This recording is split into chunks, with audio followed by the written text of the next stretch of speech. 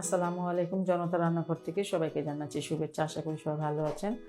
আজকে যে রেসিপিটি করবো সেটা হচ্ছে চিকেন কাবাব। এখানে আমি আধা কাপ দই নিয়ে নিয়েছি। এইটা হচ্ছে টক দই। 1 চামচ মরিচের গুঁড়া, ধনিয়ার গুঁড়া আধা চামচ, জিরার গুঁড়া, ভাজা জিরার গুঁড়া আধা চামচ, হলুদের গুঁড়া 1/4 চামচ নিলাম। 1 চামচ নিয়ে নিলাম গরম মশলা, স্বাদ মতন দিয়ে দিব লবণ। ভালো করে একটু মিশিয়ে নেব। দইয়ের সাথে সব মশলাগুলো মাখিয়ে নিলাম। এখন এখানে আমি দিয়ে দিব চিকেন। এখানে 400 গ্রাম চিকেন আছে, ব্রেস্ট পার্টের 2 পার্টের, যে একটা মুরগির এই বুকের মাংসটা। এখানে আমি 2টা আলু নিয়ে নিয়েছি, হয়তো গ্রামে 150 গ্রামে হইতে পারে এরকম। বড় রসুনগুলো এখানে আমি 8 কোয়া দিয়ে দিলাম, আর এতটুকু আদা দিলাম, আর দিয়ে দিলাম পেঁয়াজ। 2টা পেঁয়াজ আছে, দেশি পেঁয়াজ একটু ছোটো, তাই সবগুলো মেখে নেব।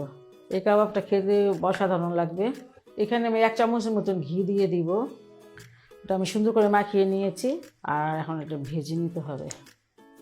চিকেনগুলো যে ভেজে নেব, মানে সিদ্ধ কিন্তু একদম ভাজা ভাজা হবে। এই মশলাগুলো ধুয়ে আমি এই যে পানি দিয়ে দিলাম প্রায় আধা কাপের মতো। এখন আমি এটা ঢেকে দিলাম। ভালো করে চিকেনটাকে আমি ভেজে নিচ্ছি। আর এখন আমি এখানে দিয়ে দিব তন্দুরি মশলাটা। হ্যাঁ, 1 চামচ দিয়ে দিলাম। একদম ভাজা ভাজা করে নিতে হবে। সব কিছু অনেক ভালোভাবে সিদ্ধ হয়ে গেছে। আলুগুলো দেখেন একদম সিদ্ধ, ভেঙে দেখাই। এই যে চিকেনটাকে এখন আমার ছিঁড়ে নেব।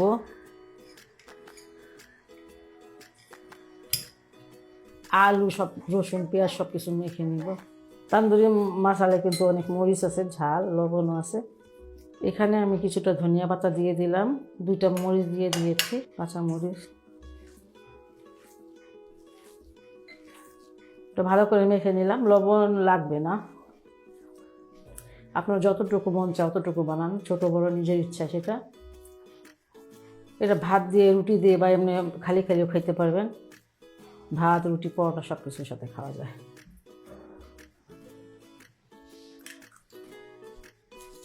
আমি এখন ডিমে কোট করে কাবাবগুলো ভেজে নিব।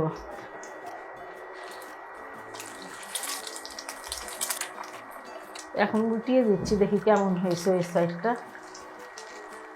কাবাবগুলো আমি সুন্দর করে ভেজে নিয়েছি, 2টা সাইড সুন্দর করে ভাজা হয়ে গেছে। এটা বাসা আপনারা অবশ্যই ট্রাই করতে পারেন। আর যদি ভালো লাগে চ্যানেলকে লাইক কমেন্ট সাবস্ক্রাইব করবেন। সবাই ভালো থাকুন, সুস্থ থাকুন, নিরাপদে থাকুন। আল্লাহর কাছে এই দোয়া করি। আল্লাহ হাফেজ।